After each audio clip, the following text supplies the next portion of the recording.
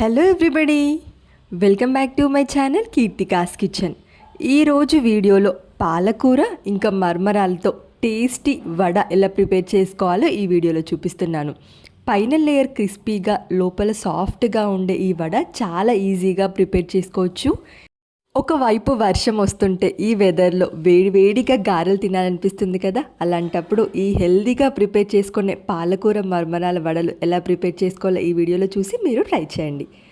ఈ వడ ప్రిపరేషన్ కోసం ముందుగా 1 కప్పు మర్మరాలు తీసుకోవాలి. వీటిని బొరుగులు, పేలాలు అని అంటారు. మీరు ఏమంటారో కామెంట్ సెక్షన్లో కామెంట్ చేయండి.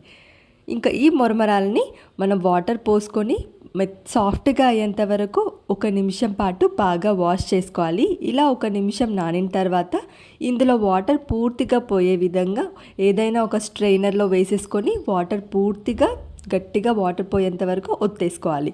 ఈ మర్మరాలని పక్కన పెట్టుకొని ఇప్పుడు మిక్సీ జార్లో 1 టేబుల్ స్పూన్ ధనియాలు, అదేవిధంగా 3 పచ్చిమిర్చి వేసుకోవాలి. నెక్స్ట్ ఇందులోనే ఒక చిన్న ఇంచ్ అల్లం వేసుకోవాలి. ఇంకా ఇందులోనే 5 వెల్లుల్లి రెమ్మలు కూడా వేసేసుకొని అదేవిధంగా 1/2 టేబుల్ స్పూన్ జీలకర్ర, ఇంకా 1/2 టేబుల్ స్పూన్ వాము వేసుకోవాలి. ఇలా వాము వేసుకోవడం వల్ల టేస్ట్తో పాటు డైజెషన్ కూడా చాలా ఈజీగా ఉంటుంది. వీటిని సాఫ్ట్ పేస్ట్గా గ్రైండ్ చేసేసుకోవాలి. ఇప్పుడు మనం ముందుగా నానపెట్టుకున్న మరమరాలని బౌల్లో వేసుకొని ఒక మీడియం సైజ్ ఉల్లిపాయ పొడుగ్గా కట్ చేసుకొని వేసుకోవాలి. సన్నగా పొడుగ్గా కట్ చేసుకోవాలి. నెక్స్ట్ ఇందులోనే మనం ముందుగానే తీసి పెట్టుకున్న ఈ 1 కట్ట పాలకూరని సన్నగా కట్ చేసి వేసుకోవాలి. ఇందులోనే ఒక అరగంట ముందు నానబెట్టిన 2 టేబుల్ స్పూన్ల పచ్చిశనగపప్పు, 1 టేబుల్ స్పూన్ నువ్వులు కనుక ఇష్టం లేకపోతే మీరు స్కిప్ చేయొచ్చు. నెక్స్ట్ ఇందులోనే టేస్ట్కి సరిపడా సాల్ట్, అదేవిధంగా 1/2 టేబుల్ స్పూన్ కారం వేసుకోండి. కలర్తో పాటు టేస్ట్ కూడా చాలా బాగుంటుంది. నెక్స్ట్ ఇందులోనే మనం ముందుగా గ్రైండ్ చేసి పెట్టుకున్న పేస్ట్ కూడా వేసేసుకోవాలి. 1 చిటికెడు బేకింగ్ సోడా కూడా వేసేసుకొని 3 టేబుల్ స్పూన్ల శనగపిండి వేసుకోవాలి. ఇలా శనగపిండి వేయడం వల్ల వడ టేస్ట్ చాలా బాగుంటుంది. ఇంకా బైండింగ్కి కూడా యూజ్ అవుతుంది. ఇప్పుడు వీటిని వాటర్ ఏమి ఒక్క చుక్క కూడా వాటర్ వేయకుండా బాగా కలుపుకోవాలి. మర్మరాలు ఆల్రెడీ మనము తడిపాం కాబట్టి మర్మరాలు, ఆనియన్స్, ఇంకా పిండి ఇవన్నీ బాగా కలిసే విధంగా కలుపుకోవాలి.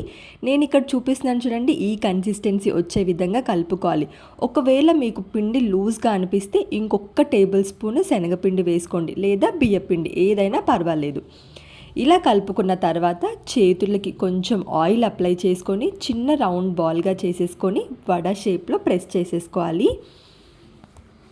ఇలా వడ చేసేసుకొని ఆయిల్ ముందుగానే పెట్టుకున్నాను నేను ఇక్కడ. ఆయిల్ వేడైన తర్వాత ఒక్కొక్క వడ ఇలా ప్రిపేర్ చేసేసుకొని వేసేసుకోవాలి. ఆయిల్ వేడిగా అయిన తర్వాత లో ఫ్లేమ్లో పెట్టుకొని ఈ వడ వేసుకొని ఫ్రై చేసేసుకోవాలి. హై ఫ్లేమ్లో పెట్టారనుకోండి మీకు పైన లేయర్ మాడిపోయి లోపల అస్సలు కుక్ అవ్వకుండా అలాగే ఉంటుంది. లో ఫ్లేమ్లో పెట్టుకొని ఫ్లిప్ చేస్తూ 2 వైపులు కూడా మంచి కలర్ వచ్చేంత వరకు ఫ్రై చేసేసుకొని వేరే ప్లేట్లోకి సర్వ్ చేసుకోవడమే. ఇలా ప్రిపేర్ చేసే ఈ వడ డైరెక్ట్గా సర్వ్ చేయొచ్చు. పిల్లలకైతే కెచప్తో సర్వ్ చేస్తే ఎంజాయ్ చేస్తారు.